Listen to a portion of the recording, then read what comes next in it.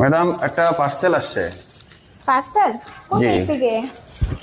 এটা কোন পেজ আমি তো লেখা বুঝতেছি না। আপনি আমি তো আপনি মাত্র একটু দেখেন সকাল- এই পেজ, এখানে দাম আর প্রাইস লেখা আছে, একটু দেখেন। তাই? কই? একটু ভালো করে দেখেন। হ্যাঁ, এদিকে এদিকে দেখুন ভাবি। হ্যাঁ, পার্সেলটা আমাকে একটু দেন, আমাকে দেন। হ্যাঁ, বুঝতেছেন না মনে হয়। হ্যাঁ, স্বর্ণ টন্য যেগুলি জমা রাখে ভাই কিনে দেয়, ওগুলি কই একটু নিয়ে আসেন না। টাকা থাকলে টাকাও নিয়ে আসেন। নিয়ে আচ্ছা আসেন। দাঁড়ান আমি নিয়ে আসি। আচ্ছা, আমি দাঁড়াই নিয়ে আসেন।